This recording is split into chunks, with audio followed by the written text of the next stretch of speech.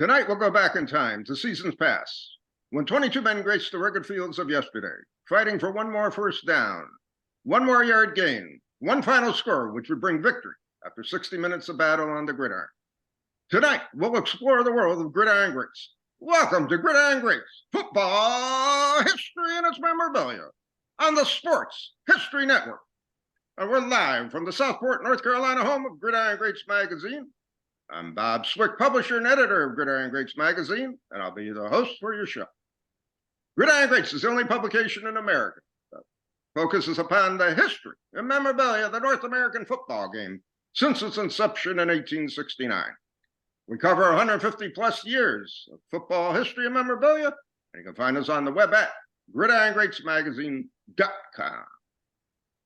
It is at this time I'd like to introduce my co-host. He's a senior contributing writer to Gridiron Greats magazine, a football memorabilia historian specializing in pre-World War II items, in particular Red Grange, and in Seattle Seahawk items, in particular Steve Largent. He hails from Portland, Oregon, Mr. Joe Squires. Joe, welcome to the show today. Good morning to you, sir. How are you? I got an early start for you out there. I'm glad you're able to join us. I've spent a lifetime in construction. 7 a.m. is a good start time.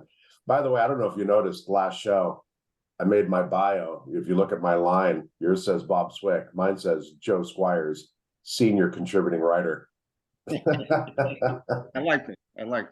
And you are a senior contributing writer to Gridiron Greats magazine. You've been with us almost since the beginning. When we took over the magazine back in late 2008, early 2009. Yeah. Somebody on a Facebook football thread was talking about the '84 set, and I'm like, man. And I mentioned, I called out the Gridiron Greats magazine. I'm like, I wrote an article on the 25th anniversary for the '84 set for Gridiron Greats. I'm like, wait a minute, 1984 plus, that's 2009. Oh my gosh, that was 14 years ago. Yeah, I kind of did the math in my head. All right, we've been doing the magazine for quite a while now. It's a long time. It's interesting. Just a little off script. I posted an article on our chat board VFC there on Sports Collectors Digest 50th anniversary from 1973 to their current. They're still publishing at 2023, and 50 years is a long time to be publishing, even though they've had several different publishers. I hate to say it. I know the publication is just a shell of what it used to be, but in its glory days, 200 pages, some issues of ads, of all sorts of articles, pricing. What a great tool it was for collectors back then, before the internet days. And I distinctly remember I did write for them for basically 3 years, 90, 91, and 92.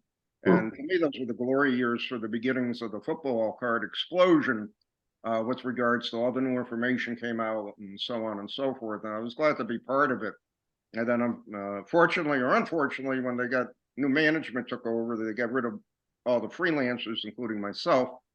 And then, as you know, I went into my Football Times newsletter from 1993 to 1999. So it was an interesting experience writing for them. But I do have some good memories of that, and I'm feeling very old, realizing that was 30 years ago that I actually wrote for them. So I was a much younger lad at that time, writing and having a good time. Time is the enemy, Bob. Strikes down both beggars and king. Yeah, it's just unbelievable. Snap your fingers and time just flies. It's amazing. But anyways, what I want to do before our guest, we start talking to our guest, we're going to finish up our top 5 cards. And I do have in front of me the top 5 cards. So I'm going to do my number 3, and then I'll have you do your number 3, and then we'll go conversely back and forth. Okay. My number 3 all-time great card is this beautiful 1967 team card. Now, what I truly enjoyed as a kid is the green and yellow in this color. It was just so incredibly fascinating to see coming out of a black and white world of TV. And I know I said this numerous times on the show. When I was a kid, I would put the football cards, the teams playing, on the top of the TV set, so I would see what they were. And I could still remember my father would go up to the TV and he wore glasses all the time, and he would look at him and he would see the teams playing, and he would watch when he could the games with me. So long story short, it was pretty cool when the Packers were on TV. And I could still hear him say, "Oh, I like the color on that card. That's a sharp green and yellow card."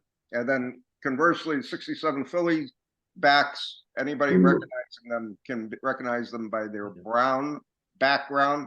64 Phillies are blue, 65 are red, 66 are green, and the 67s are brown. So it's something. I will admit, I don't think I ever noticed. I mean, I know that they're brown, 67, the obverse is brown, but I don't think I ever noticed that pattern among the years. That's really cool. It was blue, red,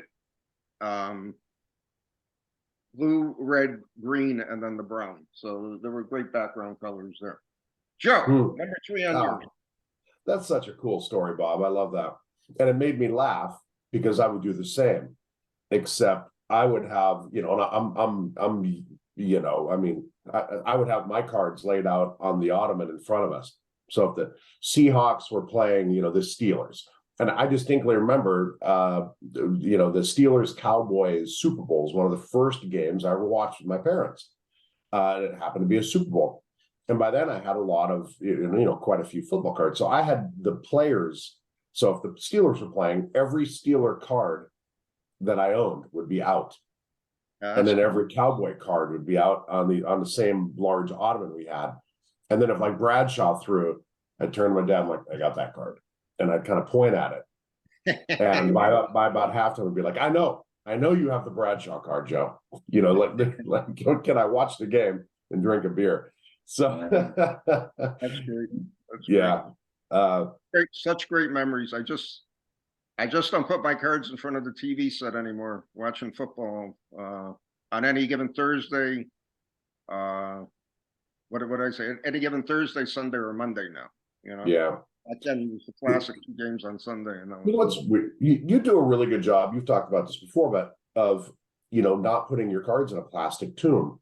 And somebody the other day put, like the piece of gum, that the guy on Twitter, the 70s. The 70s guy, I think his name is, and he's really cool about just putting up really good memories. And he put up a piece of gum from a wax pack the other day, and he's like, anybody reading this, knows the taste of this. And I was like, man, and the smell. And I talked about it once, when I wrote the article for Gridiron about doctoring of the 48 leaf set. And one of the things is like smelling a card, because if somebody's, given it a chemical bath, it will smell different. Cards should have a smell to them. Yeah. And as weird as it is, one of the best memories I have is just smelling the card, especially the gum, and just cards just have a smell that just brings back a lot of memories. So,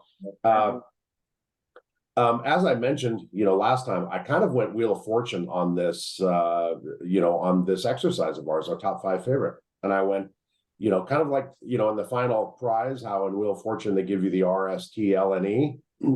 I went, there is the Hall of Fame, the Mount Rushmore of football, the 35 Chickle Nagurski, the 58 Tops Jim Brown, the 65 Tall Boy Joe Namath, and obviously the 57 Tops Unitas star, or interchangeable with the 77 Steve Largent card. And then I went outside of that. I'm like, those are kind of the norms. So for me to say my favorite card would be the Chickle Nagurski, for example, would be kind of a layup, I thought. So I went outside of the RST LNE. So my number 3 card, and I've mentioned this before, like when I wrote an article on the 57 Tops set. If you are a true collector and you are collecting that set one card at a time, you begin to know the nuances of the set. And in the 57 set, it was the Zeke Bratkowski. That the Zeke Bratkowski is the hardest card in that set. So my number 3 card is the 52 Bowman, large or small, number 144, Jim Lansford. Yeah. And if you collect that set, or if you are an avid football collector, you know exactly what the Jim Lansford card looks like, and you know how difficult that card is. 52 Bowman, any card divisible by 9 plus 1. So card 9, card 18, 19, 27, 28 is incredibly difficult to find because of where it lies on the sheet on the right border and the left border. And 144 is divisible by 9 16 times, which means it's in the bottom right corner, getting banged around. The 144 card is a population 6 in PSA 8. Wow. It is the least populous card in the entire set with 2 higher. So my nod to the 52 Bowman, number 144, Jim Lansford. Hard card to collect when I was putting that set together.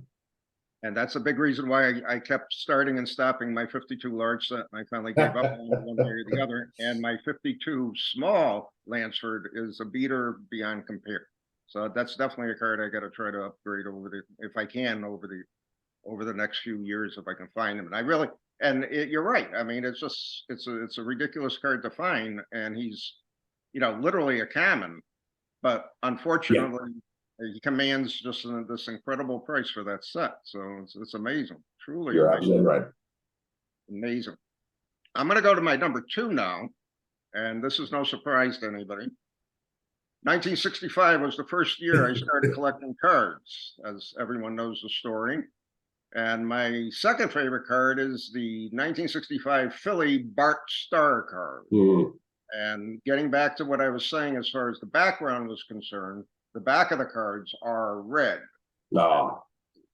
So I just loved when I got this, and this is actually a card from my original pack pulls over the years. Oh, wow. I just thought that card was so cool, the way he looked, and he had the ball. And I can remember as a kid when I used to throw the ball in the backyard, I would try to, I would have that same kind of motion or whatever, saying, geez, I could be Bart Starr one day and throw the ball like him. But reality set in pretty quick for me in football. So that was not going to be meant to be. But that was my number 2 card. Joe, a young mustachioed Bob Swick in the backyard playing football. My number 2 card, and this again harkens back to when you put a set together, you realize the nuances. My number 2 card is the 1950 Bowman Doak Walker number 1 card. Okay. And really, number 1 card, hard to find. Again, goes back to that theory of kids rubber banding their cards, putting them in numerical order, rubber banding their cards if they collected. And also, I loved the 48 Leaf Doak Walker, but at some point, and they consider that to be his rookie card, but at some point, you begin to realize the 50 Bowman Doak Walker should be his rookie card, because the 48 Leaf card is him as an SMU player. It's his college card. So his first pro card is the 50 Bowman. Really tough card. And I remember kind of discovering that and then deciding, that was a card really worth having in high grade, that I really appreciated it. It's a pop 19 in PSA 8 with 0 higher. That tells you how difficult that pole position card on the sheet, the number 1 sheet, upper left-hand corner, in this case with the 50 Bowman. And I know that because I have all 4 sheets of the uncut sheets of the 1950 set. So I know where the Doak Walker card sits. And a little bit of a shout out to the number 100 card in the 50 Bowman set, the Sammy Baugh. That was the last card in that set that I collected. And I love slinging Sammy Baugh. And it was just a good tribute for that to be the final card. Great. That's great. Great card. Great card. 50 Bowman, beautiful set. Yes. My number 1, no surprise. Of course. Cap's name is from my pool. That is a good looking card, Captain. Yeah, the corners are kind of soft, but it's still held up over the years. And I just always loved the back of the 75 with the little cartoon guys. And I studied the back of those cards. I read them probably a couple thousand times if I read them once. And I'll tell you what, the one memory I always have is walking into the little candy store in Branford, Connecticut, and I saw the packs, and I bought one pack of each of the Philly and the Topps football. And it's something I do miss, I got to say, with no Topps anymore and no Phillies. I do miss buying a pack of cards and just opening them. It's just not the same for me to walk into a Walmart and see a $9.99 pack of 24 cards to buy and pull open. Yep. And I'm opening up these packs. I can't even figure out what the inserts are. I've never heard of half of the guys on the teams. And I'm like, wow, this is Nobody pays attention to the back of the cards either. And you just mentioned, I mean, the pattern with the Phillies and memorizing the back of the card too. Yeah, I totally agree. Yeah, it's tough. And on VFC, Vintage Football, the other day, our chat room, I mentioned, just there are 148 variations of 148 cards that could lay claim to being Tom Brady's rookie card. And that's from 2000. That's 23 years ago. I mean, how many, how many Patrick Mahomes rookie cards are there? My number one card, my passion for the 48 leaf set is known. And the best card out of that set, my favorite card is this. And this card happens to be up in Heritage Auctions right now. The Slingin' Sammy Baugh. And this one is the maroon jersey version, which they just started, they started labeling those a while ago, but that one has been on a diet. The border's a little thin, but my love for the 48 leaf set runs deep, runs strong, and that Slingin' Sammy Baugh is one of my favorites in this set. A little bit of a shout out to the Sid Luckman card, the number one card in the set, but just a passion for the 48 leaf set, the uncut sheet of it, the dimensions of it, and then obviously, as I wrote in Gridiron Greats, how card doctors have destroyed the integrity of that set. Remember what I always said when I was putting that set together? I never, ever, at any show I went to or anything I bought through the mail, I never saw a card better than X condition. So I am just totally amazed, oh boy, how all these dear mint cards came out of nowhere. We're on video. You can use air quotes now. I am totally amazed. Yeah, exactly.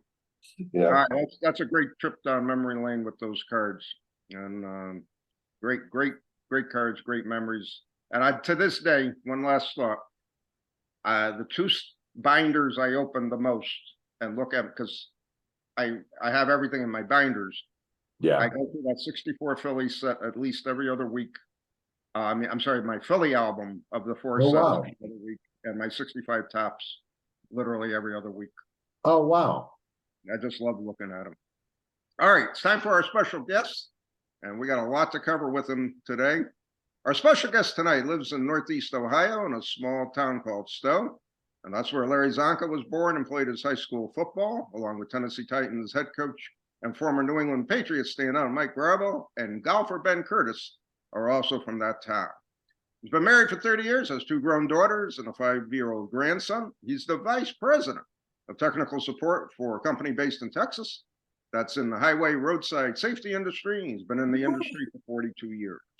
Traveled to all 50 states, plus internationally, supporting these products that his company makes. When he's not working with his family, you might find them with his football cards. He started his football card collection as a child in 1968, but like many others like him, those cards didn't survive. But later in life, he started collecting football cards from 1950 up through a few of the current sets, but not much of the newer stuff. It's mostly the older sets with the 1962 post-serial football being the primary focus. For the post-serial, he has sets, uncut panels, and complete cereal boxes, among many things. His latest project is working on a PSA graded set, and the next project will be working towards a complete master set. He also collects items associated with the Pro Football Hall of Fame, footballs, numerous other football cards, as well as old wax pack wrappers, the older cards. He is being featured as the super collector in our current issue of Gridiron Greats magazine, which is in the mail and available for sale. And I'd like to welcome to our show this morning, Mr. John Durkos. John, welcome to the show. Bob, good morning. Thank you so much. And good morning to you too, Joe. No, thank you. Bob, before we get started, I gotta tell you, I love your magazine. I love your intro that you do here. And it's a real pleasure to be here. It really is. Well, John, I appreciate you taking time out of your schedule to talk with us. And just a little background for the audience. I met John at the last Cleveland National. And as he said, along with about 10,000 other people that were walking through the show. And I did remember talking to Joe about Post Serial. The story started coming back to me as we started talking about doing a super collector feature on his collection. So I'm really glad we re-met again and we're able to carry this out. So I want to start off, John, by asking you, can you tell our audience how you got interested in collecting football cards and football memorabilia? Well, kind of the same as you guys. As a child, I had collected cards, as you mentioned in my intro. Primarily at that time, it was 1968, and it was the corner store that a few of my friends and I would walk to, and we'd buy the Tops in the Philadelphia. I was a big Philadelphia guy as well. Now, I know that Philadelphia didn't make sets in 68, but I did acquire a couple of 68 sets. I have, through the years, got back into it, and I'm pretty heavy into it right now. It's a passion for sure. And I want to clarify one thing as well. I want to put this myth aside. Joe, I'd heard that you own every single Steve Largent card that was made, except for maybe this one. Just for the record, man, just for the record, I want to let you know that I've got the whole set, and you're missing at least one. There's the one. I've heard about this. I still have the damaged one here, and I also have the one that Joe made Joe's daughter made the ornament on. So I have two Largent cards, just in case somebody's asking me at a show, do you have a Steve Largent rookie card? I can't find one anywhere. And John, I think like 2 or 3 years ago, my daughter was really into crafting, so I grabbed a bunch of really bad like PSA 1 and PSA 2 Largent cards, and my daughter helped me drill holes in them, run lace, or run a holder through it and put little stickies on it. And I made Christmas ornaments of Steve Largent cards and mailed them to about 15 of our avid friends. So Merry Christmas in the NFL. Yeah, the two of you were talking about watching games as a child. One of the things I used to do, if you remember, TV Guide had the games that would be on TV, and they would have the roster. They'd have a little helmet of the team that was playing, and then they'd have the roster. Oh, wow. I'd cut out of the TV Guide the roster as I watched the games. Oh, wow. That's cool. Yeah. I like that. So many collectors follow that same arc, John, where it's like, we collected as kids. We had a huge collection. At some point, we discovered girls. We move away from our collection. We move away. We get a career. We get a job. And then at some point, we get a little bit of discretionary income. Something sparks us, and we come back to the hobby.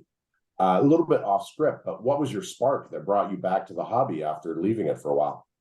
Well, actually, that's right on script. It was in the early 80s. I was at a flea market, just minding my own business, and there all of a sudden I saw 1968 Topps football cards, and it brought back so many memories. And I said, that's it. And I was back into it just that quick.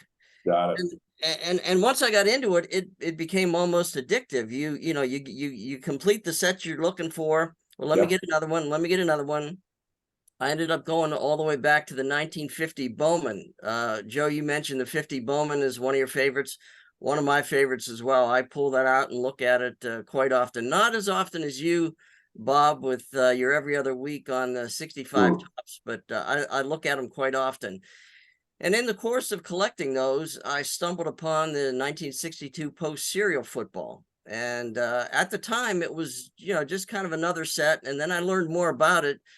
Bob, you mentioned the Sports Collector's Digest. in 1990 and 1992, there was an article written by Don Nemi, I think you pronounce his last name. And he had focused on the post football cards, and he had a lot of information there about the number of boxes, the number of panels, and that's what really set me off. It set me off on a trek that I'm still traveling down. My sister for Christmas gave me an autographed Steve Largent card. That was in '99. And then by 2000, I discovered eBay. And you said you get a little bit of obsessed when you circle back. And so I literally started collecting every Steve Largent rookie card. And that's where the joke comes from. I would buy every single one that hit eBay. Back in the day where you had to mail a check off. You know, I'd have to write a check and mail it to the person to get the card. So Hall of Fame collection. Tell our audience a little about, I mean, you know, 62 posts is what you're collecting, but you have a Hall of Fame collection, and I'm looking over your shoulder there. Your background's a little cooler than mine. Tell us about your Hall of Fame collection. Well, again, it was in the early 80s when I started collecting the football cards again. And I lived in right outside of Youngstown, Ohio, which was about an hour from the Football Hall of Fame. And in 1986, I thought, well, you know, I'm this close. Let me just go to a Hall of Fame game. And at that time, the game and the induction were both on a Saturday. So the induction was in the morning, right on the front steps of the Hall of Fame. Wow. And then a couple hours later, you walk just across the backyard there, and that was the stadium. So I was hooked again. 1986, I went to my first Hall of Fame game and induction ceremony. And Joe, I haven't missed one since. Now, there were, you know, during COVID, there was no game, no induction. There were a couple of games that were canceled, most recently here because of some bad field conditions. There was a strike one year. But since 1986, every game and every induction that was held, I went to it, and still have, as recent as just this past August. Incredible. That's so cool. I can't imagine that. For us casual observers, do you need a ticket to view the induction, or is that a walk-up if you're just in the audience? Well, at the time, it was a freebie. You know, we'd show up there maybe an hour before the induction. There'd be some TV cameras in the back. There'd be some bleachers set up. And it was just come in, you know, find a place to park not far away, walk over. Like I said, maybe get there an hour ahead of time, get a decent seat. But it has progressed into a pretty big deal. Like most things, it's gone corporate. You need a rather expensive ticket, actually. The ceremonies are now inside the stadium. When I would go, there was there couldn't have been 500-700 people kind of scattered around. There's I don't know what the number is, but I'd have to guess, you know, 5,000-7,000 people that are going to the induction. It's big business now. Still do you have to pay for a ticket now? Oh yeah. Okay. Very much so. Cool. Yeah, and then the other part of my collection, well, one of the parts of my collection is the programs and the ticket stubs from the Hall of Fame game. You know, you think about the Super, you know, the big game of the year, the last game of the year, the championship game, but let's not forget about the very first game of the season. Now, okay, I understand it's a pre-game. A lot of the guys that are playing won't make the team, but those superstars that become Hall of Famers, their very first game was the Hall of Fame game. And I collect those programs. I've got a complete run of Hall of Fame game programs from 1962 to current, and I'm working on the ticket stubs or full tickets from the 62 game all the way through current. Wow, that's very cool. And you've got your tickets that you've saved from each game. So those, you know, the provenance is unquestionable, but you're going back to 62. That's very cool. And those tickets are very difficult. I know several people collecting them, and they're much more difficult than the programs, in my opinion. Yeah, just kind of a a quick overview. This is the very first Hall of Fame game program. Wow. And look who's on the front. That's outstanding. Yeah. How about that? I recognize that, man. Yeah, and then the second here. Yep. And as I said, I've got a complete run all the way to the Beautiful the very picture. last one. They've changed quite a bit through the years, but still. And that's the most recent one, John? I'm sorry, what's that, Joe? That's the last one. That's the most recent one. That's 2020. Yeah, that's got all the Hall of Famers on it. You can very see the cool. I you like can that see the layout. reflection. Yeah. Keep them all in poly bags to keep them clean and safe and protect them. Would never think about getting one graded. I know that one of the big things today is grading the programs. I don't get it. No way. Who am I to question those that are very interested in it? But just a quick little tidbit here. I go to shows all the time, and I'm always looking for new things. There's a couple of my programs that I'm looking to upgrade a little bit, but all the programs that I have are in poly bags, and I've put a little piece of tape on the back. And a little trick, little trade secret here. If you fold the corners of the tape over just a little bit, it'll allow you to pull the cover open real easily. You go to these shows and they seal that thing with industrial tape, it seems, and you can't get them apart and you're ripping it. But I keep all my programs well protected. Yep, that's very smart. Yeah, I've seen that when people ship programs, they'll industrial tape it over, and then that tape tends to stick to the program as you're trying to pull it out of the sleeve. Yeah, that's a good call. Very smart to do it that way and to see it that way. Now, John, just backing up a bit, going to your post serial collection. Let's talk a little bit about that. And I know it's pretty amazing what you have. Well, I think it's amazing. There's a couple of mentors that I have studied through the years that have collections quite a bit bigger than mine, but I'm pretty proud of what I've got. It started out, like I said, with just the 200 card set, and anybody that's collected it knows that there's a couple of cards in there that are pretty tough to get. There's 99 different panels that were created. And if you take every cereal brand and every cereal size and count the panels, that's, as I said, 99 panels. There's 528 cards different that were represented through those panels. And I've got about 30 uncut panels. I have 4 of the complete cereal boxes. Now, this is kind of my pride and joy here. That'll bring back some memories here. The complete box. Wow. Very rare. Yeah. The large box, versus the single serve. Yeah. One of the tougher boxes is the Oat Flakes. And this small 10-ounce box, if you look closely, there's the crown jewel. There's the Dave Baker. The Dave Baker. Toughest card. And then I've got 2 others here. I have a Bran Flakes. That one's a little tough. And then this one is just about impossible. I'm told that this is the only known full box of 15-ounce Oat Flakes. Wow.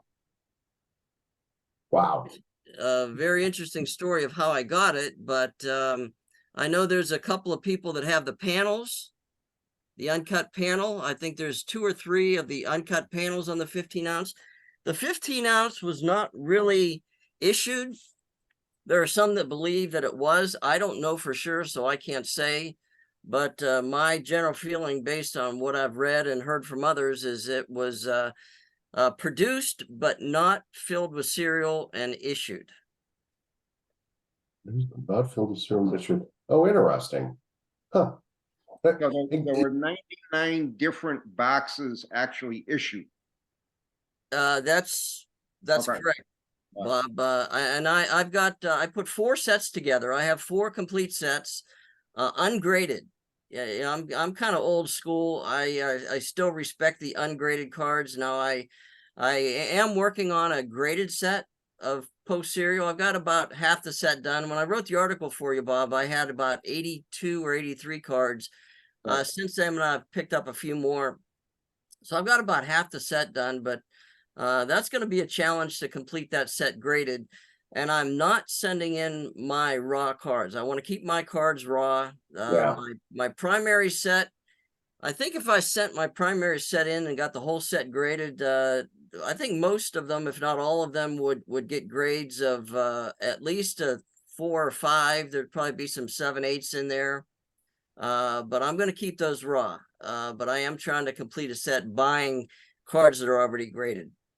That's very good, because I think, to me, it's very important, you know, for a collector, especially at some point, possibly those cards go back into the hobby, Yeah. more affordable if they're not graded, so on and so forth. But at the same time, the history behind the cards are even stronger based upon it. So that's a really good idea. Now, one question with that, with the post, are you going to attempt a complete 528 MasterCard set? That's a question. So Yeah, The monster. I think at some point I will. I keep telling myself when I retire, I could retire, but I'm having too much fun working right now, so I'm gonna keep working for a while. I enjoy what I do, but when I find myself with a little more time, I'm going to work on that master set. I think the combination of my 4 sets, yeah, plus I have probably 300 and some other loose cards that are extras, combined with my cereal boxes, my 30 uncut panels, I think I'm probably pretty close. But I just got to go through the exercise and assign which of my loose cards belong to which panels, and then I'll go from there. Good. You know, besides the master set, I'm looking for really anything post serial related. There's the Rice Crinkles had these little they had a passer and a kicker. Yeah. I've got those that a few of those that I've been able to acquire. Some of the ads, they had the grocery stores had these booklets. There are 4 different booklets that were available. Right.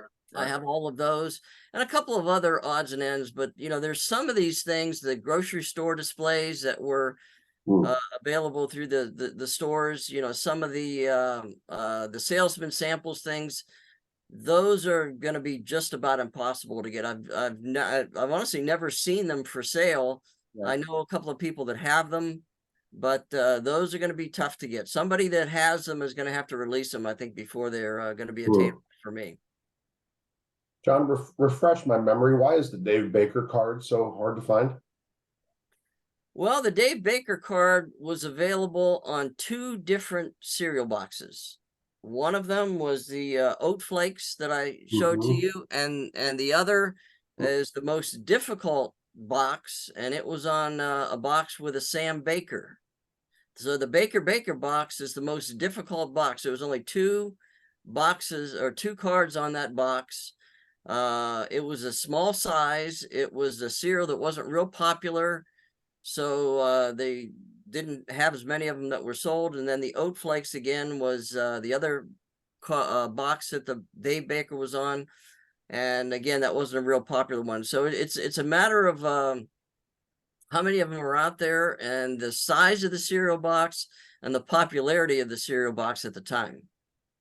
You know, moms that take their kids shopping, and you know, kids would want cereal, but they'd want ones that everybody would eat, and frugal would want to get the bigger size boxes, because the smaller ones you have to pay much the same price for, but you didn't get as much cereal. So you know, mom would want to get the bigger boxes, the more popular cereal, and that's what we have to deal with today. Grabs the rarity of it. Gotcha. And sorry to go on a tangent. You mentioned a couple of mentors you've had collecting this. You know, pray tell, who is that?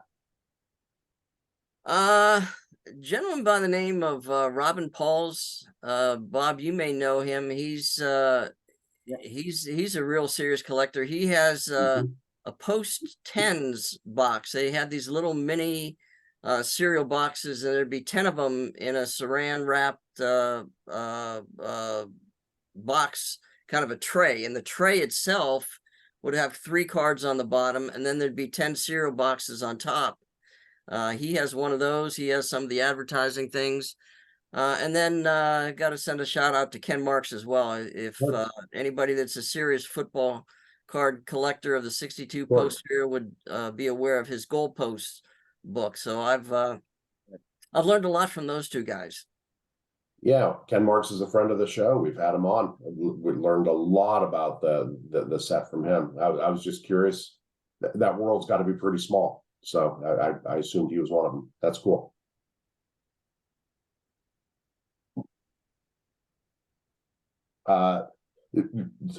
You held up a couple things that you have, but you also, Hall of Fame collection. I see, like as I mentioned, a lot of things over your shoulder.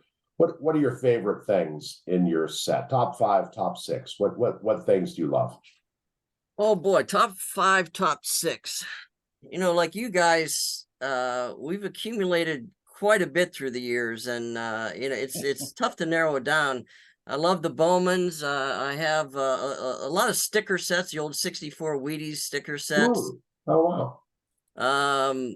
Canadian post serial football, but if I had to narrow it down, I think you probably realize by now my favorite is 62 post serial football. That's the one that I find myself spending most of my time these days on. The second one is the footballs themselves. As you can see by my background here, I've collected, last count was about 130 of them. And I'll show you, you can see part of them, but if you go over to the other part of the basement here, there's, more there. Oh my. I absolutely love looking around people's man caves, what they collect, what they cherish. I mean, and what you're putting on the walls, what you're hanging up. I mean, that's important to you. And every single thing over your shoulder has a story and just why it's important. And I love that. Yeah, you bring people down here, and some of them are just in awe. Some of them are, oh yeah, that's cool. They don't recognize the significance of it and the time and the effort that went into it. On these footballs, there's no one strong focus that I have on the footballs. There's a lot of them that are Hall of Fame related, as you would guess. But there's old ones, there's new ones, there's college, there's pro, Canadian. I have USFL, I have XFL, Arena League, Super Bowl balls. There's an NFL kickoff, a weekend kickoff.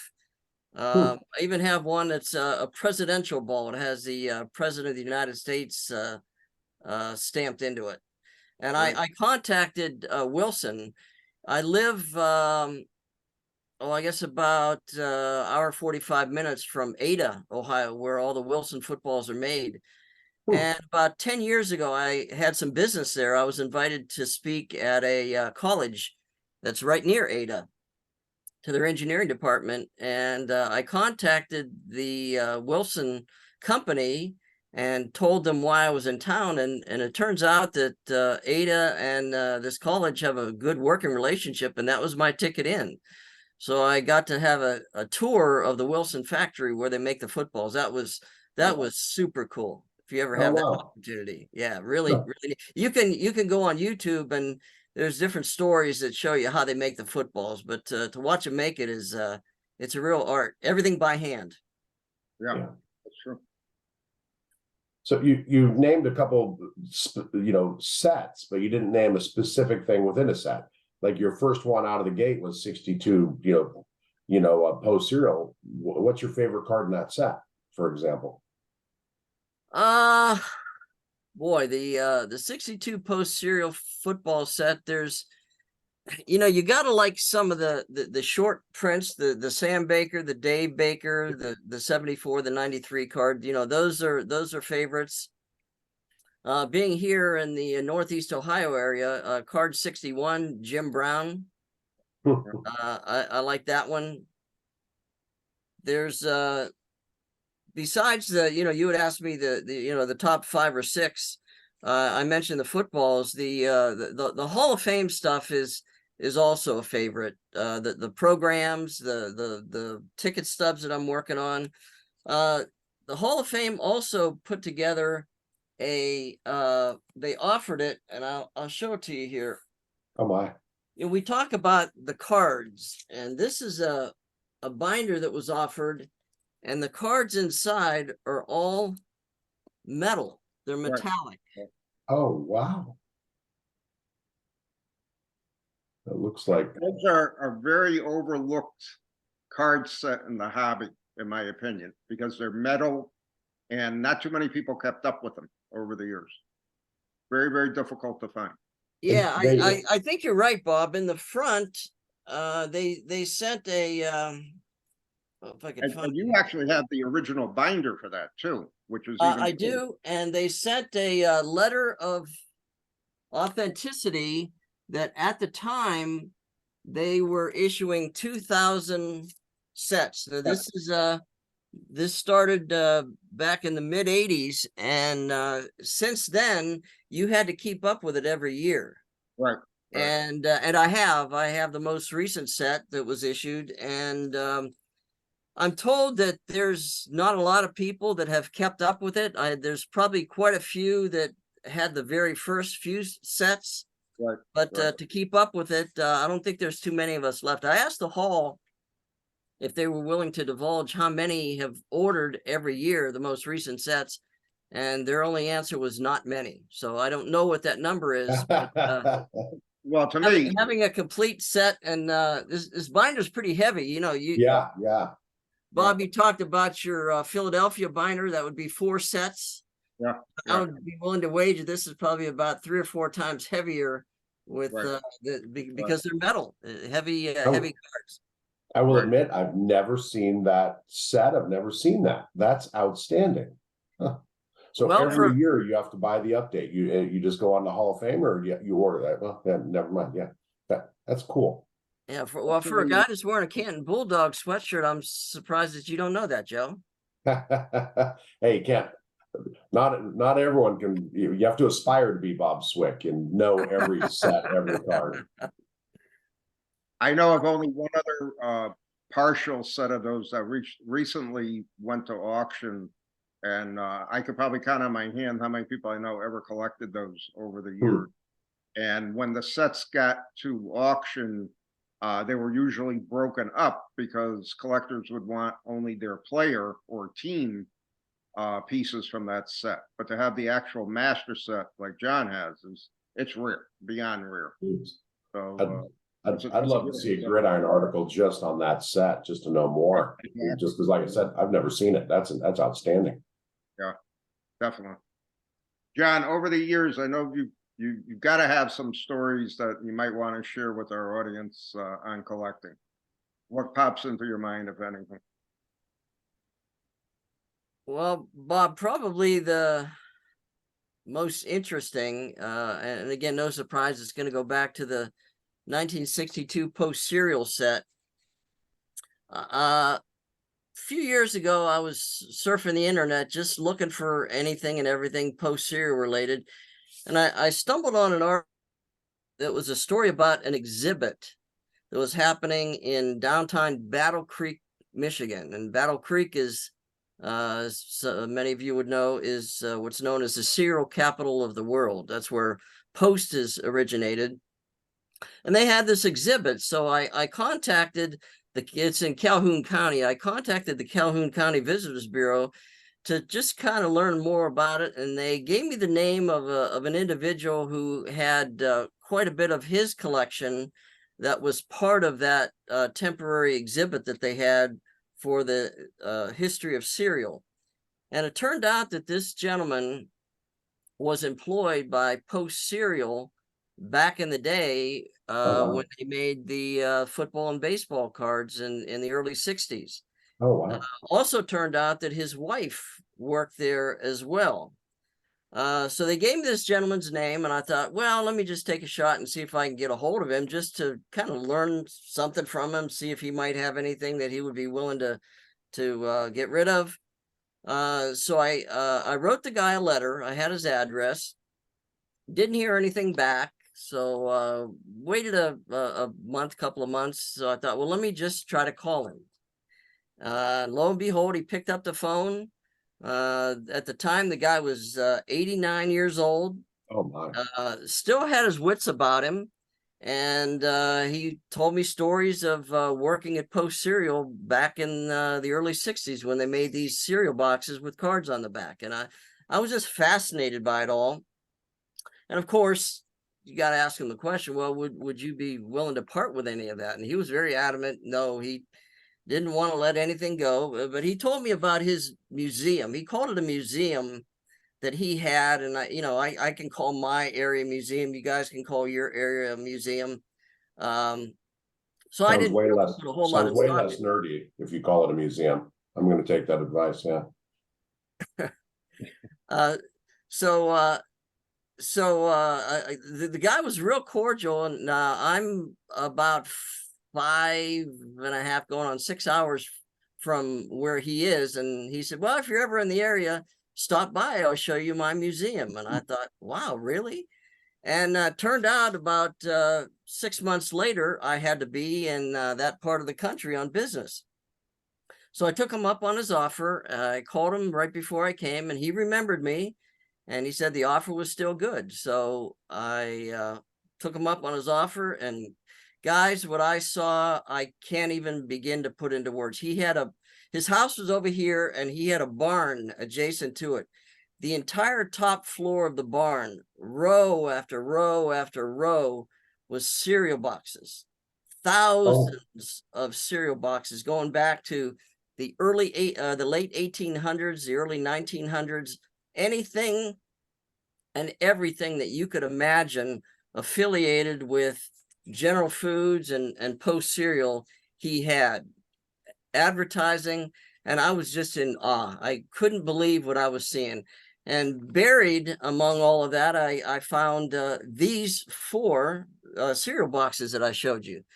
And again, I said, I mean, I was just like a kid in a candy store. In fact, funny story, I mentioned to him, I said, I feel like a kid in a candy store. And he says, well, I'm sorry, if I had you some suckers, I'd offer them to you. I mean, he was just that kind of a down-home guy. So I said, if you ever decide to part with him, let me know. So now I come home, and I followed up with him, I don't know, 3 or 4 months later. I sent him another letter and said, hey, if you're ever interested, I'd really like to have those. And nothing happened. And I figured, well, it was just super cool to see him. Yeah. And then out of nowhere, I get a call, and he says, I'm ready to part with him.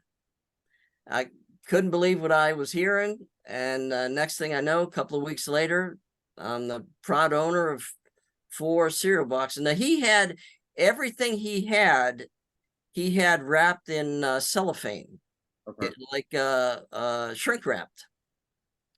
And these had to be, I mean, they're in pristine condition. Probably in the early mid 60s, he shrink wrapped these things, and they're like they came off the shelf in 60 some years ago.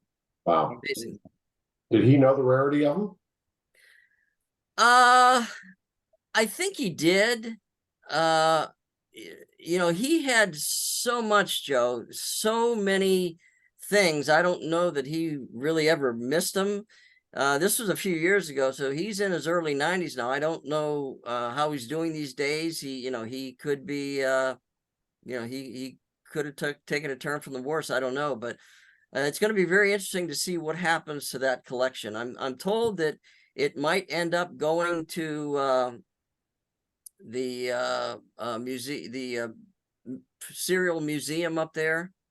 Yeah. Into a real official museum to live out the rest of their lives. So we'll see. Going to be interesting to watch. I John, gotta jump in here. We're almost out of time. Joe, Oh. you got the last question, so let's go to that. And Yeah, very quickly, what advice would you give to beginning collectors? I mean, you're down the path, obviously. What advice do you have? Well, I'll keep it short and sweet. You got to understand you can't have everything. So find something that you really particularly like. It's going to be a marathon, not a sprint. It's going to be slow going. You're going to have some good days, some bad days, some days that are going to be very frustrating. But be patient, yet persistent. I mentioned some of the resources that I've found. If you find somebody that can really help you along the way to educate you, pick their brain, absorb it like a sponge. I found that these relationships are invaluable. But whatever it is you choose to collect, do your homework. There's unfortunately these days there's a lot of people out there that want to take advantage of you. Do your homework. Be diligent. Great advice. Yeah, well said. John, thanks for being on. We're down to basically 2 minutes, and Joe, I'm going to hand off real quick to you. Our first and quickest 2-minute warning. What'd you pick up on today's show? Some really good advice. If you have a collection that's on the wall, call it a museum. It seems less nerdy. I'm gonna run with that. Thanks, John. Exactly. And just incredible pieces of football history and memorabilia. Great stories behind them. And again, there's still a lot of overlooked stuff in our hobby that can be collected and can be studied, so on and so forth. And it's guys like John that help our hobby in the long run, sharing that information. All right, we're out of time. Thanks for watching. That's the first time I'm saying that. Yeah. Also, just to explain real quick, we're in audio on the actual Sports History Network, but we are video and audio on the Sports History Network YouTube channel. So check out both. And this show will be on within a couple of days. Thanks for listening. And again, real quick, if you're not subscribed to Gridiron Greats Magazine, what are you waiting for? What are you waiting for? GridironGreatsMagazine.com. Thanks. John, thanks for being on. Thanks for having me, guys. Have a great day. Thank you, John.